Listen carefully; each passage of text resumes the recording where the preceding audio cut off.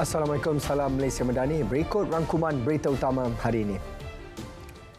Memanfaatkan kepakaran warga Malaysia di luar negara, Perdana Menteri Datuk Seri Anwar Ibrahim kata Kerajaan Persekutuan sentiasa mencari penyelesaian ke arah membolehkan warga Malaysia yang mempunyai kepakaran untuk kembali menyumbang dalam negara.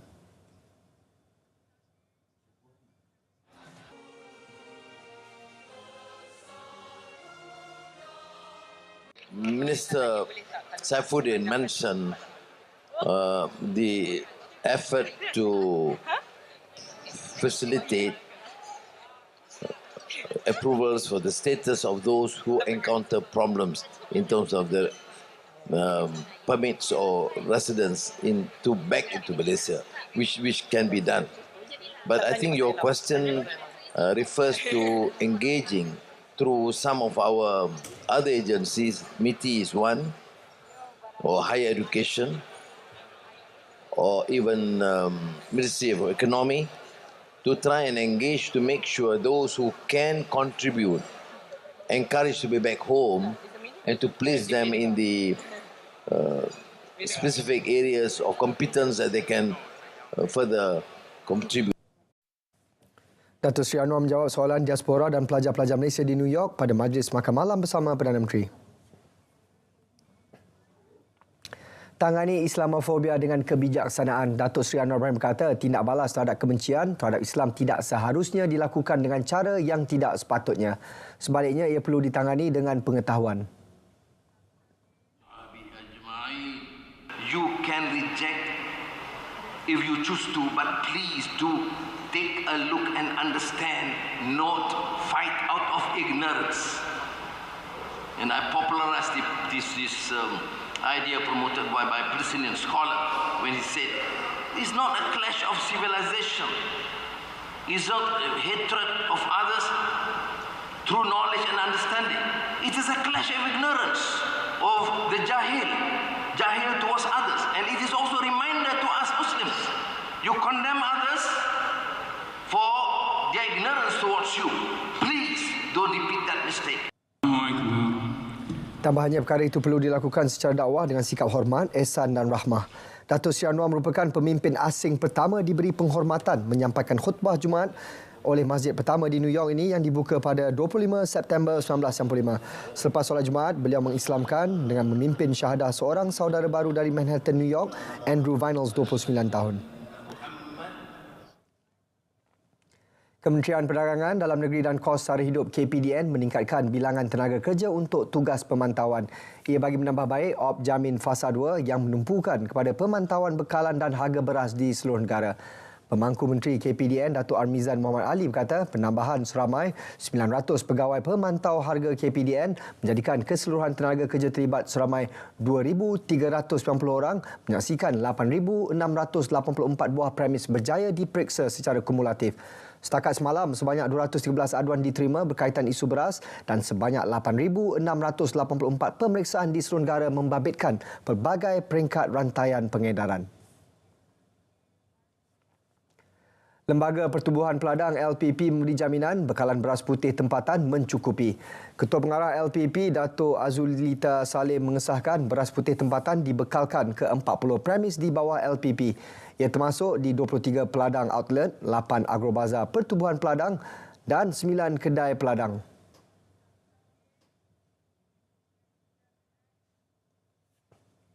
Bekalan beras agak terhad tapi tidak dibimbangi sangat. Kerana bukan kita kata tak cukup, ada lah beras tu ada, dan kita harap tidak berlaku panic buying lah. Bila orang panik tu dia mulalah kan membeli lebih dan sebagainya. Itu pun salah satu sebab mengapa berkurang. Tapi sekarang ni kita di kawasan utara pun akan mula di kawasan-kawasan tertentu lah akan mula menuai dan masuk ke dalam kilang padi. Saya rasa tak ada isu sangat lah, insyaAllah.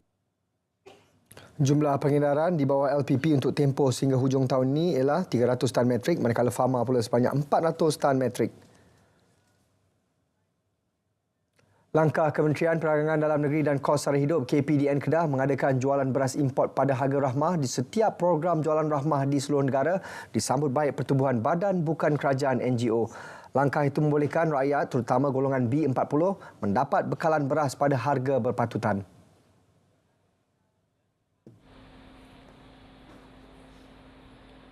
Kerajaan kita memang selalu tengah fight. Macam mana pun nak, macam mana bagi rakyat-rakyat akan lagi nak senang. So kerajaan sekarang dia bagi ini bantuan memang baguslah untuk rakyat-rakyat kita semua. So bagi kita semualah memang terima kasihkan kita kerajaan kita. Beliau turut mencadangkan khususnya kepada Kementerian Pertanian dan Keterjaminan Makanan KPKM supaya memperluaskan kawasan tanaman padi di seluruh negara.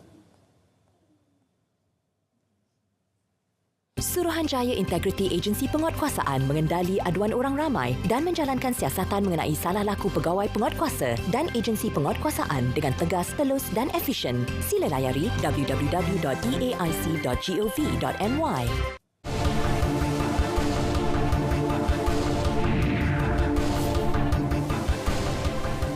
Pilihan Raya Kecil PRK Dewan Undangan Negeri Don Pelangai menyaksikan pertemuan 3 penjuru antara Barisan Nasional BN, Perikatan Nasional PN dan Bebas. Pengumuman calon terbabit dibuat Pegawai Pengurus Pilihan Raya N36 Pelangai, Datuk Muhammad Syahid Ismail, pukul 10.16 pagi di Dewan Orang Ramai, Felda Kemasul. Dengan ini, saya mengumumkan calon-calon yang disahkan bertanding dalam bahagian Pilihan Raya Negeri N36 Pelangai adalah seperti berikut. Pertama, Cikgu Kasim, Perikatan Nasional.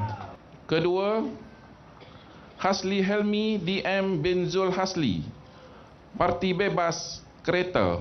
Ketiga, Datuk Amiza bin Abu Adam, Parti Barisan Nasional. Kerusi N36 Pelangai diisytiharkan kosong susulan kematian penyandangnya dari BN, Datuk Seri Johari Harun. Presiden UMNO Datuk Seri Dr. Ahmad Zahid Hamidi yakin calon Barisan Nasional N36 Pelangai Datuk Amiza Abu Adam dapat meneruskan kesinambungan perkhidmatan yang telah dilakukan Allahyarham Datuk Seri Johari Harun. Malah kelebihan calon sebagai anak jati Felda Cemomoy dilihat lebih dekat dengan pengundi. Sehubungan itu, beliau mahu semua jentera untuk terus membantu calon dengan mendekati pengundi dari semua peringkat. Jangan pernah terlalu yakin, jangan overconfident ya, sebab pihak lawan telah bermukim di sini dan menggunakan pendekatan tidak melakukan ceramah besar-besaran ya. Apa yang kita lakukan mesti mengambil langkah-langkah takarrub ya, artinya mendekati dan merapati pengundi-pengundi secara head count di Pelangai ini. PRK Don Pelangai menyaksikan pertemuan 3 penjuru antara calon Barisan Nasional BN, Perikatan Nasional PN dan Bebas. Untuk perinciannya bersama rakan setugas Azrul Faizal Zusoh di sana. Azrul, silakan. Baik, terima kasih Sahi, dan kini saya berada di kampung Simpang Pelangai. Itu adalah satu kampung berada terdapat dalam Don Pelangai ini, iaitu di daerah Bentong.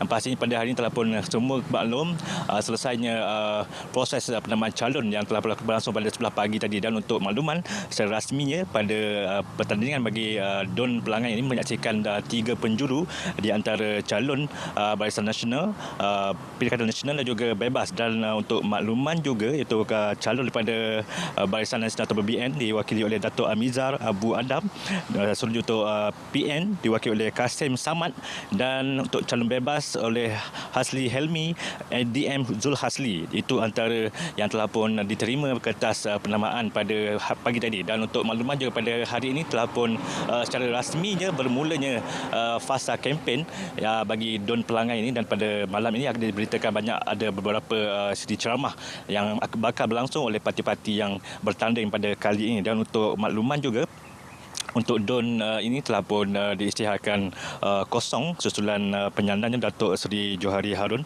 yang meninggal dunia pada bulan lalu, Seri nahas terhempas di Elmina di Shah Alam. Dan untuk pada kali ini SPR telah pun menetapkan pada 3 Oktober depan sebagai hari mengundi awal, dan pada 7 Oktober pada hari pengundian. Dan itu pastinya penduduk yang berada di Don Pelangai direkodkan itu selama 16,400 456 pengundi yang berdaftar dan juga hampir 75% adalah pengundi Melayu, Cina sebanyak 20%, manakala bagi India juga orang asli sebanyak 10%. Dan apa yang pasti ini merupakan satu ataupun yang dinantikan oleh para penduduk di Don Pelangai ini, apakah tawaran-tawaran yang diberikan oleh pihak ataupun mereka yang bertanding pada kali ini. Dan pastinya apa yang boleh saya kongsikan yang setelah saya bertemu beberapa penduduk di Pelangai ini, mereka mengharapkan satu bentuk pembangunan yang bersifat infra ataupun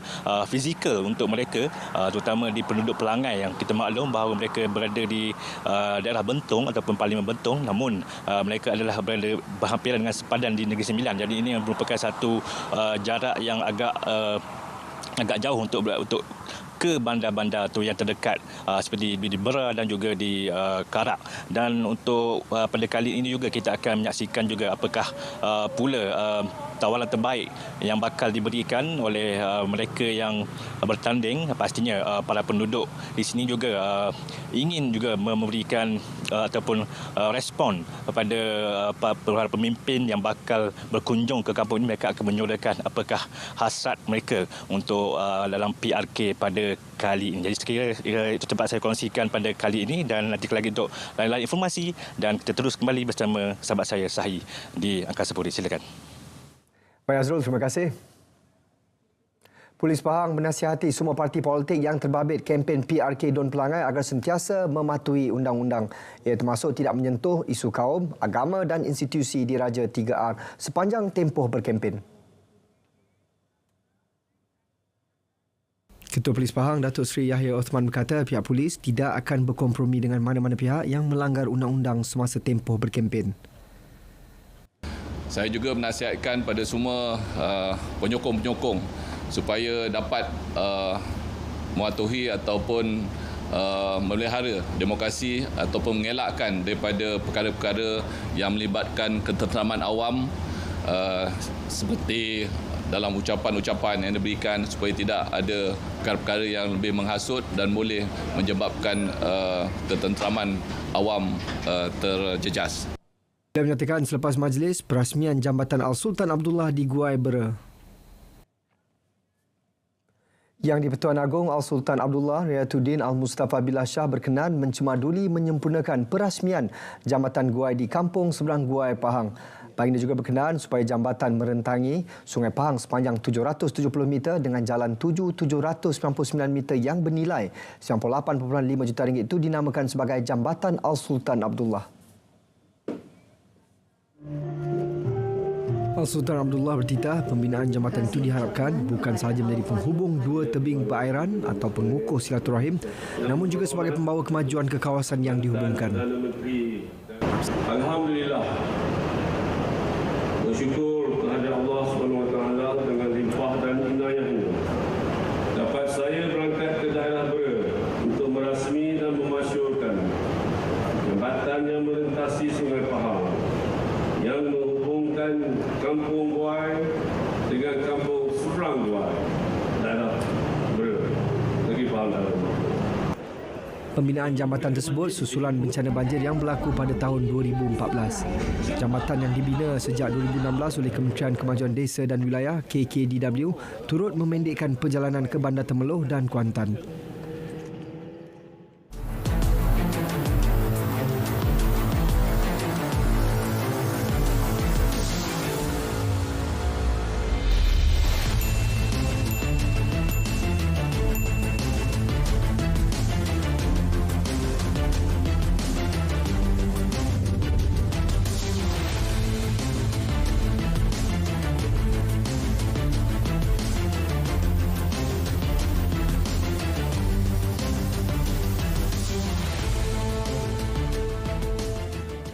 Tiada jalan mudah untuk berjaya dan tiada jalan mudah untuk bahagia. Jadi buang tabiat tidak baik untuk berjaya dan bahagia. Buang perangai kita yang ingin mengambil hati orang. Buang gaya hidup buruk yang tak sihat.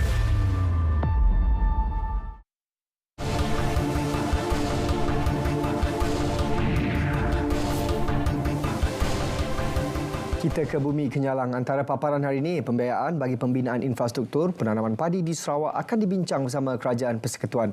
Perinciannya kita langsung saja bersama Vanessa Mering. V, silakan. Ya, terima kasih Sahi. Sebelum itu kita ke perkembangan banjir di Limbang. Setakat pukul 2.30 petang tadi, jumlah penduduk terjejas banjir yang ditempatkan di Pusat Pemindahan Sementara PPS Dewan Masyarakat Medamit berkurangan dengan hanya 17 orang masih ditempatkan di PPS tersebut. Pegawai Pertahanan Awam APM Daerah Limbang, Lieutenant Pertahanan Awam Mirwan Shah Masri dalam kenyataannya berkata penduduk terbabit adalah dari dua keluarga dari kampung Tanjung Limbang. Manakala bilangan penduduk yang ditempatkan di PPS Dewan Serbaguna Buloh Baloi kekal 16 orang. Penduduk terlibat adalah dari Kampung Buloh Baloi, Kampung Ranggu, Kampung Batu Danau dan Kampung Pandak. Tinjauan pihak APM juga mendapati paras air banjir semakin menurun. Sementara itu, di Songkapit, laluan alternatif dan jambatan sementara akan dibina secepat mungkin bagi memastikan penduduk yang terjejas akibat jambatan Sungai Musah di Jalan Tekalit Musah yang retak dan runtuh pada Khamis lalu tidak terputus hubungan terlalu lama. Perkara tersebut dijelaskan Menteri Kerja Raya Datuk Seri Alexander Nantalinggi. Datuk Seri Alexander ketika meninjau keadaan jambatan itu semalam memberitahu bahawa beliau telah menghubungi Timbalan Premier yang juga Menteri Infrastruktur dan Pembangunan Pelabuhan Datuk Amar Douglas Uga Embas dan Pengarah Jabatan Kerja Raya JKR Sarawak Insinyur Richard Tajan untuk tindakan segera.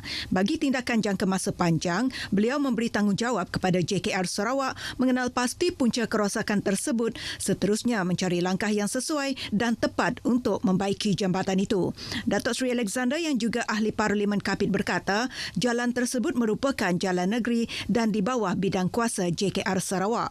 Dalam pada itu, beliau berharap supaya penduduk yang terjejas bersabar menunggu jalan alternatif dan jambatan sementara siap dibina. Mereka juga disaran menggunakan laluan alternatif lain untuk keluar sama ada jalan balak atau melalui sungai. Kerajaan Persekutuan akan berbincang mengenai peruntukan untuk membina infrastruktur bagi penanaman padi di Sarawak. Timbalan Perdana Menteri Datuk Seri Fadilah Yusof berkata beliau akan membawa perkara itu untuk dibincang bersama Perdana Menteri Datuk Seri Anwar Ibrahim, Kementerian Pertanian dan Keterjaminan Makanan serta Kementerian Ekonomi. Supaya ada allocation on yearly basis supaya kita dapat menyiapkan all the irrigation and drainage system supaya kita dapat nanam khususnya di tempat-tempat yang disebut oleh Premier tadi. Katanya untuk kawasan Seri Aman sahaja, perbelanjaan yang diperlukan dianggarkan berjumlah 1 bilion ringgit dan terdapat banyak tempat lain di Sarawak yang berpotensi untuk diusahakan dengan tanaman padi. Datuk Seri Fadilah berkata demikian kepada pemberita selepas Majlis Perasmian Sarawak Agrofest oleh Premier Datuk Patinggi Tan Sri Abang Johari Tun Openg di Kuching. Pada 17 September lalu, Timbalan Perdana Menteri Datuk Seri Dr. Ahmad Zahid Hamidi berkata kawasan seluas 50,000 hektar di Sabah dan Sarawak telah dikenapasti untuk pelaksanaan projek penanaman padi. Kerajaan Sarawak memainkan peranan besar dalam menyokong sektor pertahanan di rantau ini. Timbalan Menteri Pertahanan Adli Zahari berkata, dengan keperluan dan ancaman semasa, sejumlah pos kawalan sempadan dapat diwujudkan dengan sokongan Kerajaan Sarawak.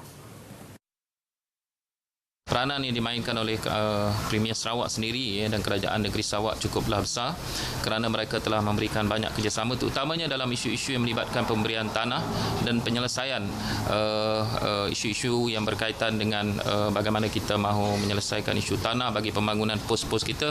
Dedahnya lagi setakat tahun ini sebanyak 17 pos kawalan telah siap dibina dan menjangkakan pembinaan ke semua 36 buah pos kawalan dapat disiapkan menjelang 2025.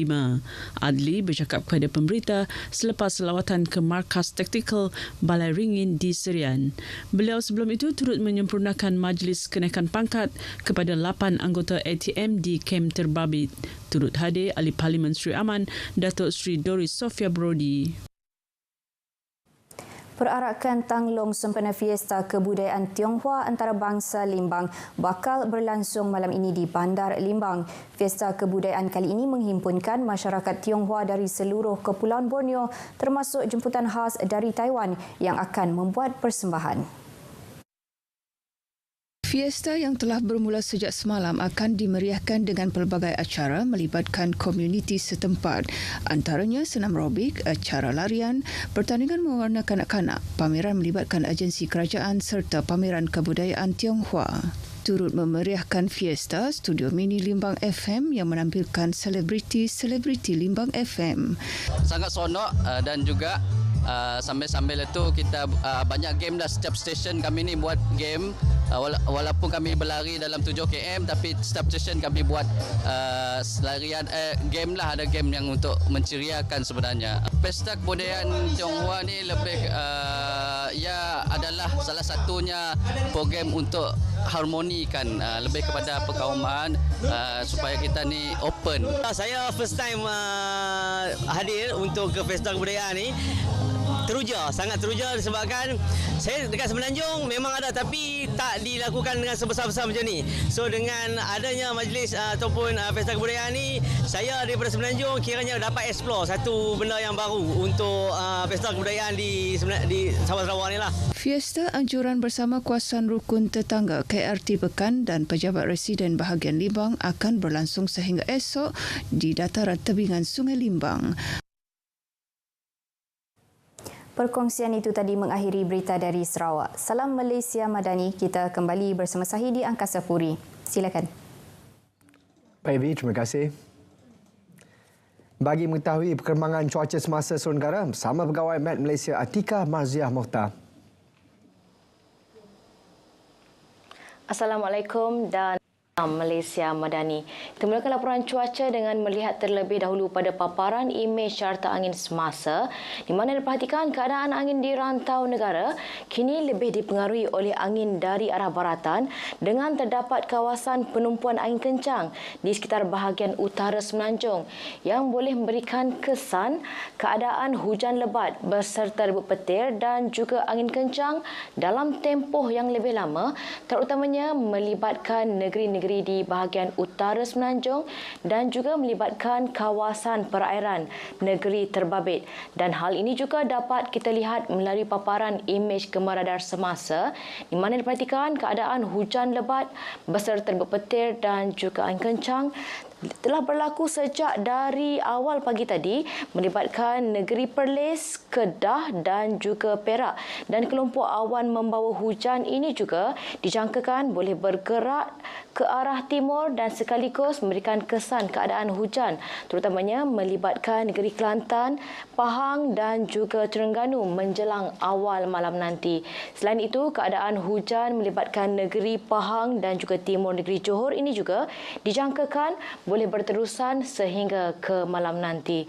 Bagi negeri Sabah dan juga Sarawak pula, keadaan cuaca pada ketika ini adalah cerah di hampir ke semua bahagian melibatkan kedua-dua buah negeri terbabit kecuali hujan yang masih lagi sedang berlaku melibatkan bahagian Sandakan yang dijangkakan akan beransur reda menjelang awal malam nanti.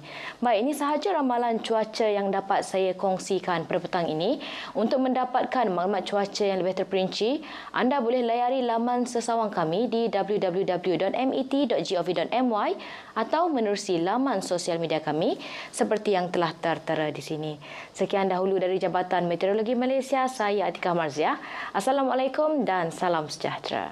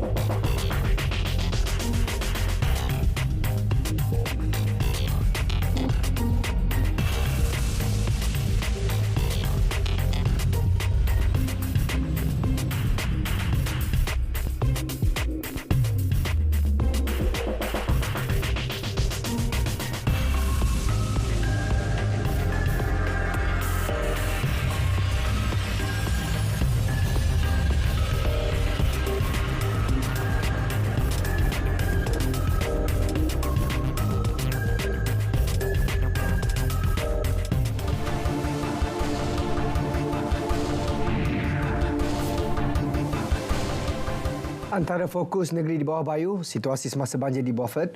Laporannya bersama Konstantin Pahlawan di Kota Kinabalu. Silakan.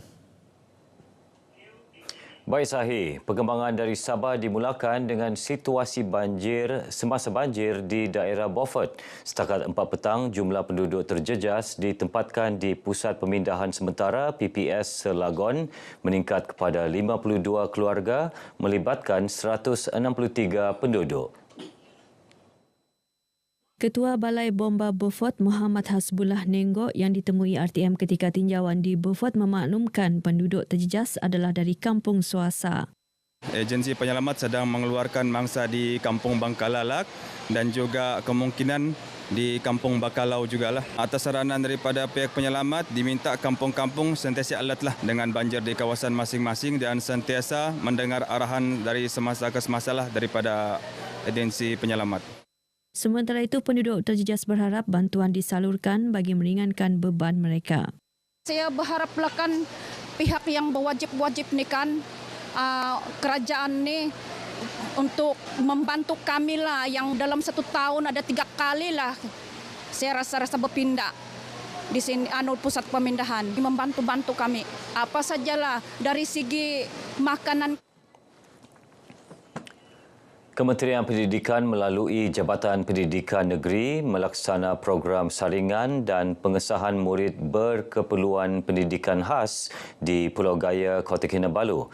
Ia dijalankan dengan kerjasama rakan strategik Kementerian Kesihatan, Jabatan Kebajikan Masyarakat dan Bank Simpanan Nasional melibatkan Sekolah Menengah Kebangsaan SMK Pulau Gaya dan SK Pulau Gaya. Usaha murni ini julung kali diadakan di sekolah terlibat dan merupakan antara inisiatif memastikan pelajar terbabit mendapat pembelajaran sempurna. Program ini bertujuan untuk mengenal pasti murid-murid berkeperluan khas ini dan mereka disaring melalui 4 perkara lah, iaitu dari segi psikologi, dari segi pertuturan, audiologi dan juga tata cara kerja lah. Sebenarnya kita dapat mengurangkan beban dan juga membantu ibu bapa yang mengalami kesukaran untuk mendapatkan pengesahan anak-anak sebagai murid berkeperluan pendidikan khas. Jadi hari ini kita nampak semua agensi bekerjasama jadi sesuatu yang sangat baguslah. Saringan yang dilakukan melibatkan terapi pertuturan, pendengaran, psikologi dan terapi cara kerja bagi menentusahkan sama ada pelajar layak dikategorikan sebagai berkeperluan pendidikan khas seterusnya mendapat kad orang kurang upaya OKU.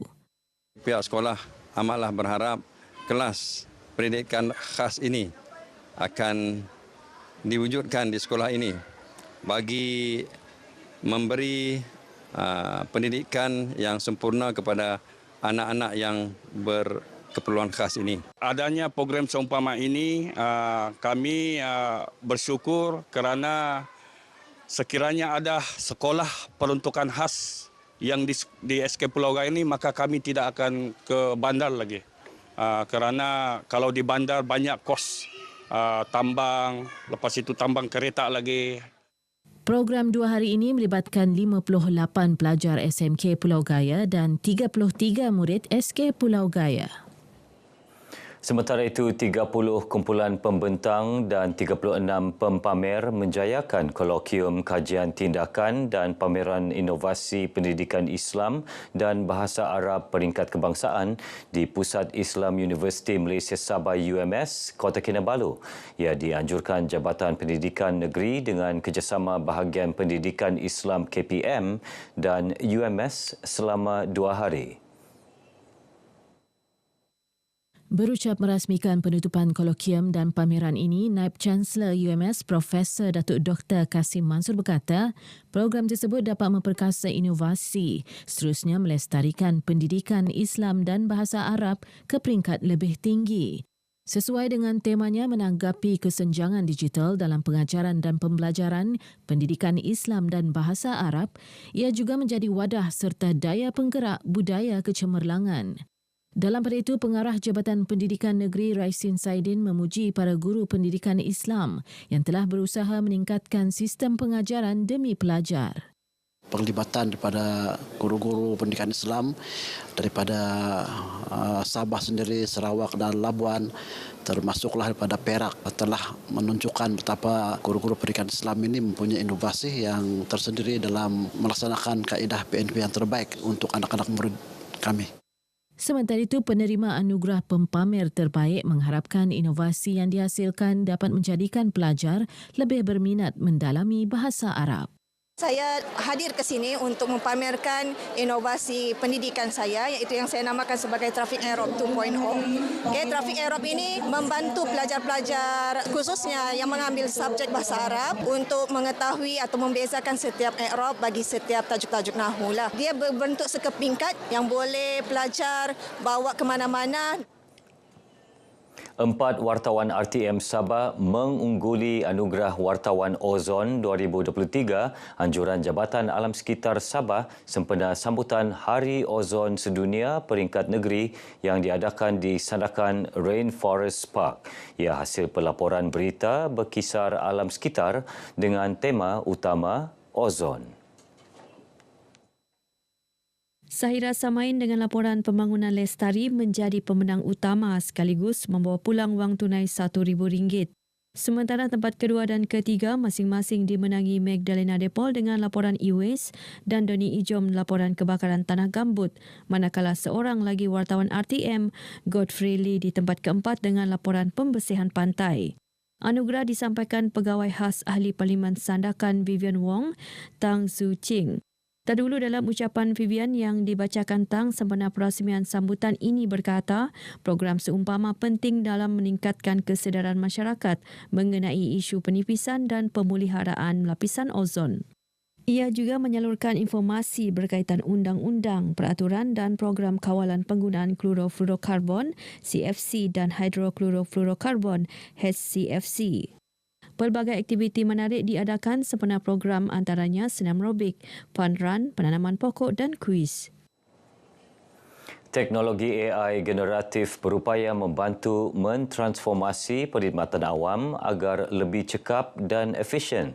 Menurut pengarah Institut Tadbiran Awam Negara Intan Kampus Sabah, Dr. Muharir Kamarudin, ia sangat relevan kerana sistem pembinaan automasi berkenaan meringankan operasi harian penjawat awam sekaligus melancarkan perkhidmatan. Perluasan penggunaan AI generatif kepada sektor swasta juga dapat membantu kerajaan menawarkan perkhidmatan terus kepada pelanggan. Perlunya untuk kita berubah daripada satu teknologi ke satu teknologi yang lain. Khususnya dalam kita untuk meningkatkan kita punya produktiviti dalam perkhidmatan. Dalam sektor awam, perubahan teknologi amat penting untuk kita dapat meningkatkan perkhidmatan dan khususnya dapat menyampaikan perkhidmatan dengan lebih berkesan kepada rakyat. Dr. Muharir ditemui RTM dalam Forum Pengemaskinian Teknologi ICT 2023 bertajuk AI Generatif dalam Sektor Awam di Kampus Intan Sabah. Forum dihadiri 200 penjawat awam pelbagai agensi seluruh negeri ini mendapat sambutan menggalakkan.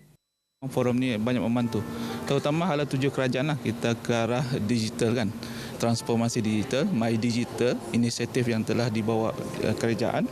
Salah juga dengan kita punya hasrat untuk meningkatkan, memantapkan kecemasan tabir urus.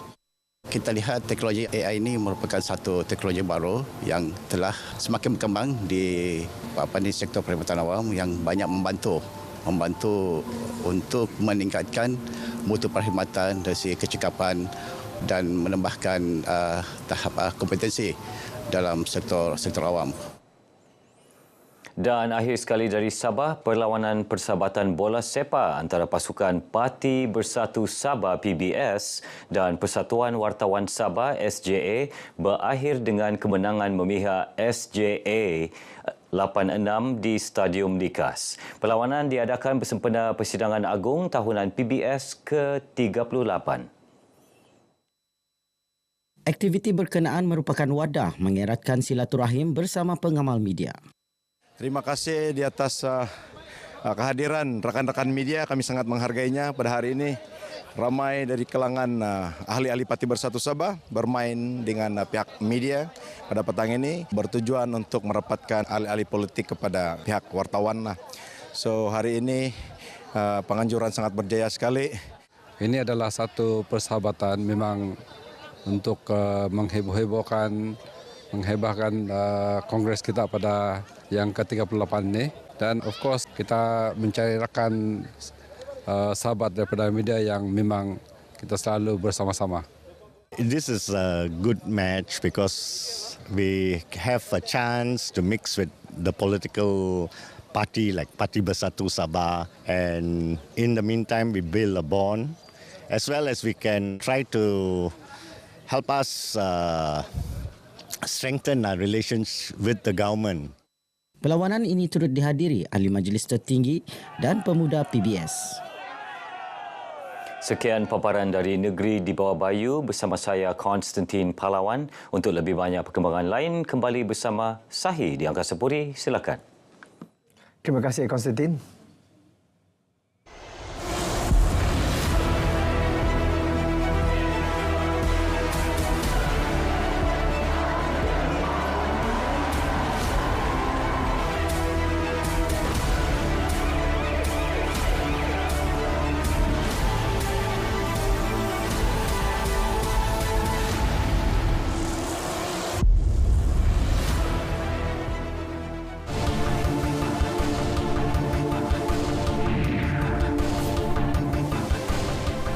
Karnival Labuan Sihat di Anjur bertempat di Plaza Berpayung Kompleks Sukan Laut Antarabangsa Labuan. Ia selaras Bulan Malaysia Sihat Sejahtera BMSS dan selari pengisian Wellness Month yang disambut pada September di seluruh negara.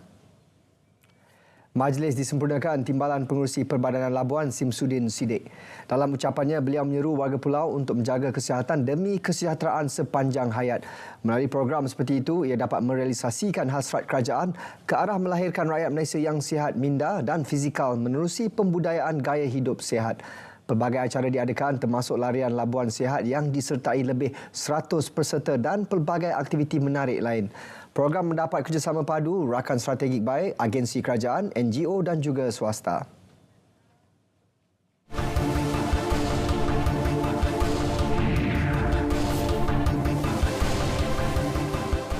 Jualan Ehsan Rahmah meringankan beban penduduk dan Selangor FM terus main peranan bawa mesej perpaduan.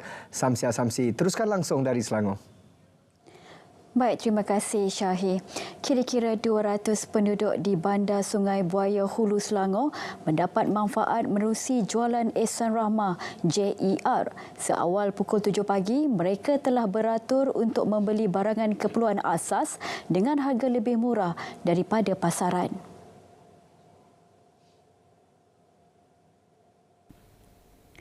Penduduk yang ditemui menyifatkan jualan Ehsan Rahmah ini dapat meringankan beban dan perlu diperbanyakkan lagi di lokasi-lokasi lain. Rasa teruja lah nak membeli sebab dengan harga pun berpatutan. Lepas tu barang pun ada nampak telur, beras semua, minyak semua ada, lauk-lauk apa. Alhamdulillah lah kalau harga berpatutan orang pun seronok kan nak beli. Tak adalah mahal barang. Banyakkan lagi lah dekat tempat ni, kat Hulu Selangor pasal orang ramai sangat. Kalau dekat Batang Kali itu hari minggu lepas sampai tak cukup nombor. Sini dia tak pakai nombor, kan nanti orang serbu je ni. Tak ada nombor lah, senang mana-mana tempat pun.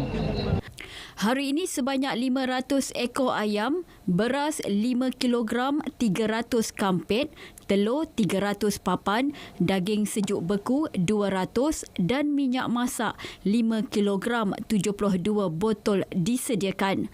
Terdahulu berlangsung program Gerak Rahmah Jom Gerak Muhibah 2023 peringkat kebangsaan yang dirasmikan Esko Perpaduan Negeri Selangor Datuk Rizam Ismail. Pelbagai aktiviti diadakan antaranya senam robik, pertandingan mewarna, konvoi Gerak Muhibah, pameran agensi kerajaan dan swasta.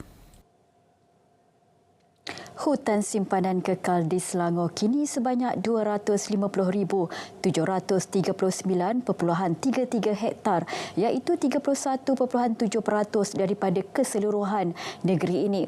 Pada tahun ini, penambahan sebanyak 489 hektar keluasan hutan simpanan kekal melibatkan Taman Alam Kuala Selangor dan Hutan Simpan Tanjung 12 Kuala Langat. Menurut Esko Kesihatan Awam dan Alam Sekitar Negeri Selangor, Jamalia Jamaluddin, kerajaan negeri melalui Jabatan Perhutanan Negeri sentiasa komited dalam usaha melindungi dan memelihara kawasan hutan simpanan kekal di negeri ini. Memang kita telah melaksanakan pewartaan di Kuala Langat Utara sebanyak 489 hektar dan itu merupakan satu bukti komitmen Kerajaan Negeri Selangor bersama dengan Jabatan Perhutanan Negeri Selangor terhadap objektif kita untuk mencapai peratusan yang lebih tinggi bagi mengekalkan hutan simpan kekal. Jadi kita memang harap selepas ini kita dapat teruskan komitmen ini. Untuk memelihara hutan simpanan kekal di Selangor, kerajaan negeri telah membekukan operasi pembalakan sehingga tahun 2035. Beliau berkata demikian selepas majlis sambutan Hari Hutan Antarabangsa peringkat negeri Selangor di Hutan Simpan Hulu Selangor. Selangor FM terus memainkan peranannya dalam membawa mesej perpaduan buat masyarakat setempat. Hari ini, kolaborasi bersama Jabatan Perpaduan Negara dan Integrasi Nasional menerusi program Gerak Rahmah 2023 peringkat kebangsaan. Jelas penerbit bersama Selangor FM Syah Zuwan Fatrullah Fuzi menerusi program ini, Selangor FM menyediakan pelbagai aktiviti untuk menarik penyertaan masyarakat setempat pelbagai kaum. Untuk kita beritahu kepada mereka apa yang kita sajikan kepada mereka setiap hari. Seterusnya kita berikan kepuasan kepada mereka tanpa mengira bangsa. Maknanya kita berikan semua bersempena dengan apa yang diamanatkan oleh Perdana Menteri untuk Malaysia Madani, untuk kita sama-sama bersatu padu. Sementara itu, masyarakat setempat yang ditemui menyifatkan program sebegini wajar diteruskan lagi. Macam ni dia mesti diteruskan setiap tahun untuk mencokil lagi-lagi karaoke patriotik untuk mencokil bakat-bakat muda dan bakat-bakat yang belia untuk menyemarakkan lagi cinta terhadap Malaysia. Apa usaha yang dilakukan oleh Selangor FM sangatlah bagus, dekat dengan rakyat yang mana kita dapat sama-sama di samping kita berkenalan antara satu sama lain tu kita dapat wujudkan hubungan yang baik antara Selangor FM dengan rakyat-rakyat yang ada kat sini. Antara aktiviti yang diadakan seperti Selangor Next Top DJ, karaoke, kuis dan kemuncaknya showcase perpaduan Selangor FM. Sekian lintas langsung dari Selangor, kembali bersama Syahi. Terima kasih Sam. Bersempena sambutan Hari Sungai Sedunia tahun ini, Persatuan Sahabat Sungai Malaysia FORM dan Universiti Kebangsaan Malaysia UKM menganjurkan larian denai Eco Sungai Langat 2023. Menariknya, peserta larian perlu mengutip sampah dan bahan buangan di sepanjang laluan untuk memupuk semangat cintakan alam sekitar.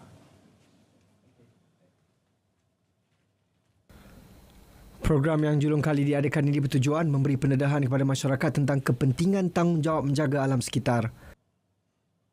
Kita reka laluan kita lebih kurang 1.5 km di sepanjang denai Sungai Langat. Jadi di mana peserta boleh melihat sendiri bagaimanakah keadaan sungai itu. Jadi dengan harapannya terbitlah rasa di hati untuk menjaga sungai sesuai untuk generasi akan datang. Majlis pelepasan 574 peserta larian disempurnakan Timbalan Menteri Sumber Asli, Alam Sekitar dan Perubahan Iklim Huang Tiong Si. Hari ini saya merasmikan Sukan Asia Hangzhou 2022, atlet skuas negara S. Siva Sanggari mengakui cabaran di China tidak mudah selepas diundi dalam berkumpulan B bersama India. Ketika edisi 2018, skuad wanita negara terkandas di suku akhir selepas dikecewakan lawan yang sama. Siva Sanggari yang pernah beraksi dengan skuad berkenaan mahu mengambil pendekatan fokus kepada satu demi satu perlawanan. I've seen my singles draw, and honestly, even it's always going to be tough in the first round, but it's not an easy draw. And again, I just want to take one match at a time. I don't really want to think about the outcome, so just try to play my best. And if I do my best, I think the medal will come with it. Tambah pemain itu, dirinya berada dalam keadaan terbaik dan bersedia untuk memberikan cabaran. Siva Sanggari turut cemerlang dalam 2 kejohanan sebelum ini dengan meraih trofi kejuaraan Tengku Mukhriz di Negeri Sembilan serta keputusan memberangsangkan di Doha, Qatar. Bagi rakan senegara Rachel Arnold pula, dia optimis mampu melakar keputusan positif walaupun ini adalah penampilan sulungnya di Sukan Asia. This is my first Asian Games, but I feel that before this we've been to Commonwealth Games, so I feel it's on the same level maybe. So I sort of have the experience lah. 2 pasukan dari India dan Hong Kong bakal memberikan tentangan sengit buat negara dalam acara berpasukan yang akan membuka tirai Selasa depan. Sementara itu, kontingen negara berada di kedudukan ke-22 daripada 45 kontingen bagi perarakan masuk pada acara perasmian malam ini. Kontingen negara akan diketuai oleh pembawa jalur gemilang, pelumba berbasikal track Muhammad Shah Firdaus Sahrum dan jago skuas negara S. Siva Sanggari. Jelas Presiden Majlis Olimpik Malaysia Tan Sri Muhammad Norzah Zakaria, kedudukan Malaysia diatur mengikut urutan abjad. Saya berharap bahawa rakyat Malaysia boleh sama-sama melihat bagaimana atlet-atlet kita akan berarak megah masuk dan menunjukkan bahawa mereka mewakili keseluruh kontingen yang seramai 288 itu, mereka bersedia untuk menghadapi cabaran yang mereka galah. Saksikan secara langsung acara perasmian pembukaan Sukan Asia Hangzhou 2022 di saluran TVOK pukul 7.45 malam ini.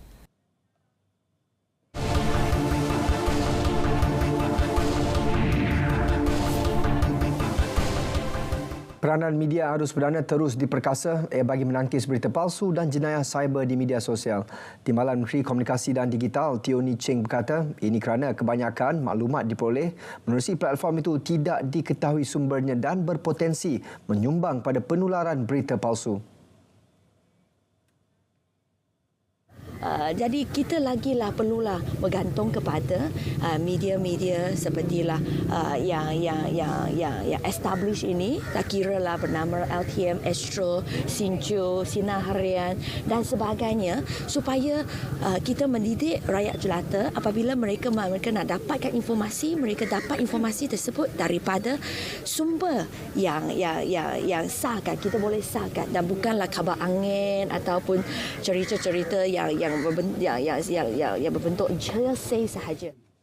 Beliau ditemui pemberita selepas majlis penyerahan payung besar pagi di Jalan Merbau, Bandar Putra, Kulai.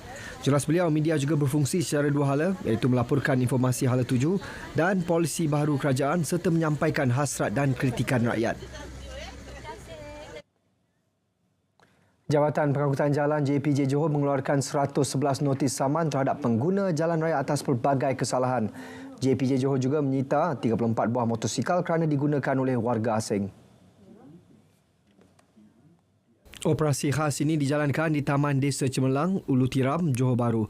Antara kesalahan yang dikesan, tiada lesen memandu, lesen kenderaan motor tamat tempoh, tiada insurans serta kesalahan teknikal kenderaan. Tindakan diambil mengikut Akta Pengangkutan Jalan 1987. JPJ Johor tidak akan berkompromi terhadap mana-mana pihak yang melanggar Undang-Undang Jalan Raya termasuk warga asing. Undang-undang termasuk aspek penguatkuasaan terhadap pemandu lori dan trailer sudah cukup tegas dalam memastikan aspek keselamatan pengguna jalan raya. Menteri Pengangkutan Anthony Loke berkata justru pihaknya menjalankan penguatkuasaan ketat sepanjang masa serta mengenakan tindakan tegas terhadap mana-mana kesalahan yang dilakukan. Ada orang kata kita tak tegas, tapi pengusaha kata kita terlalu tegas. Jadi kadang-kadang orang ramai tak faham bahawa dia sembrono kata JPJ tak ambil tindakan tegas. Tahukah anda bahawa dalam peraturan sedia ada, dalam undang-undang sedia ada, memang tindakan undang-undang itu cukup tegas. Kalau didapati mengambil lebihan muatan, dia bukan saja boleh disaman, tetapi lori itu boleh disita, dirucutkan hak milik mereka.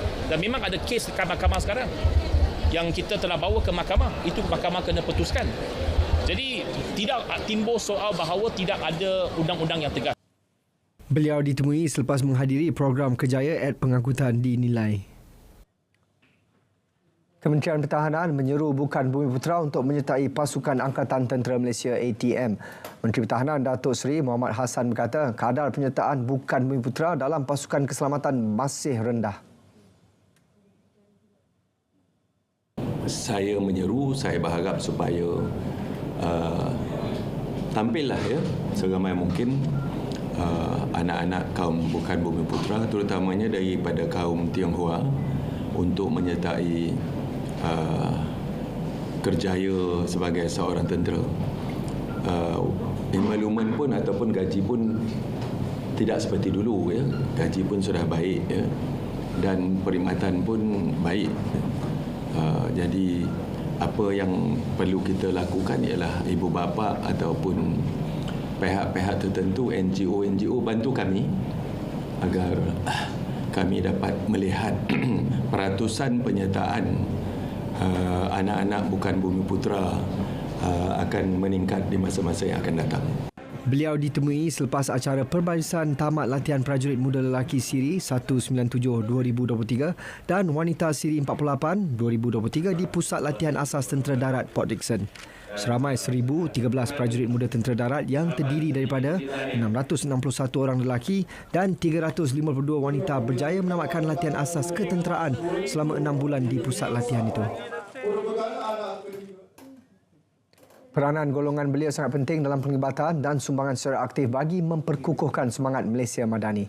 Hari ini, Majlis Belia Negeri Sembilan menerima sumbangan daripada kerajaan negeri sebanyak RM30,000 bertujuan menyokong usaha Majlis Belia Negeri dalam menjalankan aktiviti. Dia juga perlu sentiasa mempertingkatkan pengetahuan, kemahiran dan kepimpinan dalam diri masing-masing agar mentaliti dan kualiti belia kita setara dengan belia-belia di negara maju.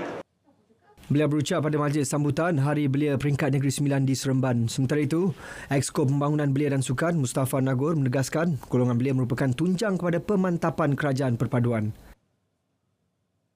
Saya berharap agar Majlis Belia Negeri Sembilan bersama dengan ahli gabungan seluruh Negeri Sembilan dapat memainkan peranan dalam memberikan kesedaran dan pemahaman kepada para belia di Negeri Sembilan atas kepentingan untuk mereka terlibat di dalam pertubuhan belia agar ia selari dengan konsep belia madani.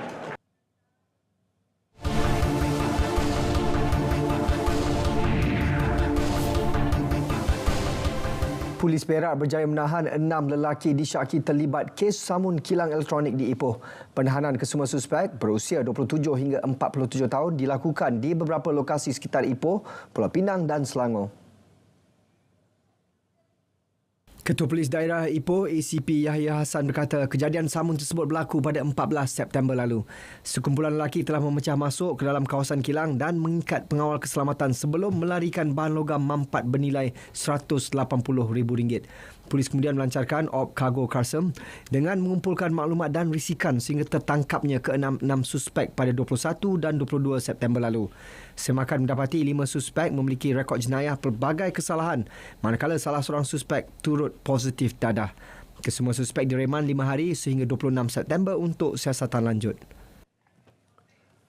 Semua maklum balas mengenai cadangan belanjawan 2024 dari seluruh negara akan diberi pertimbangan sewajarnya dan proses kini sedang berjalan lancar.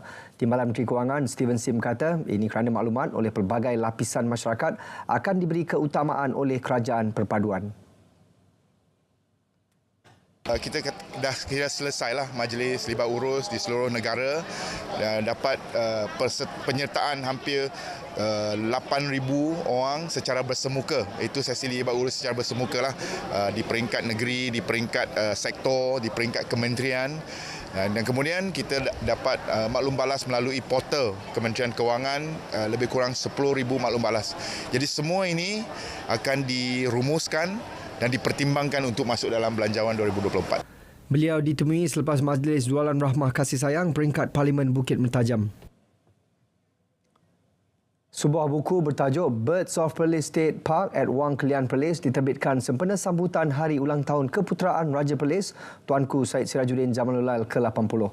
Sebanyak 196 spesies burung telah direkodkan dalam inventori burung di 5 kawasan hutan simpanan kekal di sekitar Perlis. Menurut Pengarah Perhutanan Negeri Perlis, Awang Syafi Awang Ahmad ni, daripada jumlah tersebut, 169 spesies burung direkodkan di kawasan Taman Negeri Perlis Wang Kelian. Maklumat inventory ini penting sebagai persediaan kepada Jabatan Perhutanan Negeri Perlis untuk menjadikan pemerhatian burung sebagai produk pelancongan baru bagi negeri Perlis yang dikenali sebagai aviotourism. Jabatan Perhutanan Negeri Perlis dengan kerjasama Persatuan Kelestarian Ekosistem Alam NES menerbitkan buku tersebut sebagai rujukan semasa dan masa hadapan. Kesemua maklumat ini telah dipersembah maklum kepada Raja Muda Perlis Tuanku Said Faizuddin Putra Jamalulal sewaktu sesi menghadap di galeri di Raja Arau.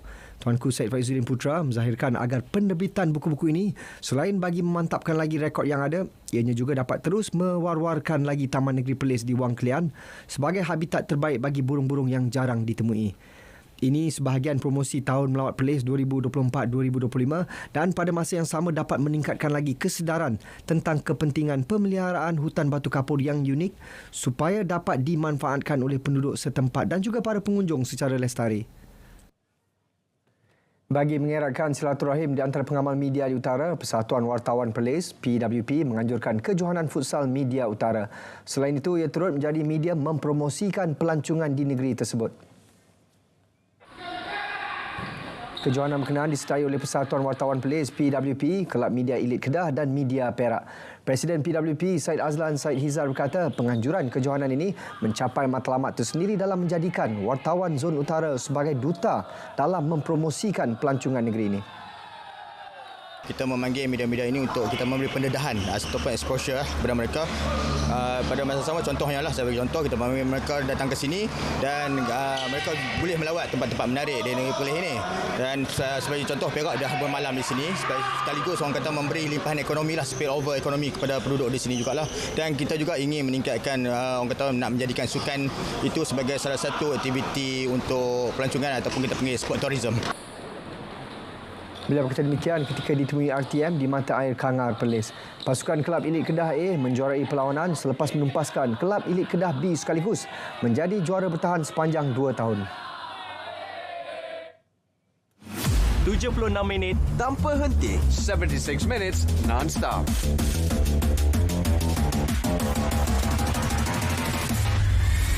Transparent and concise. Paparan komprehensif, ringkas dan padat. Saksikan Kanta 744, 7.44 malam. Berita perdana 8 malam. Malaysia Tonight, 8:30 PM.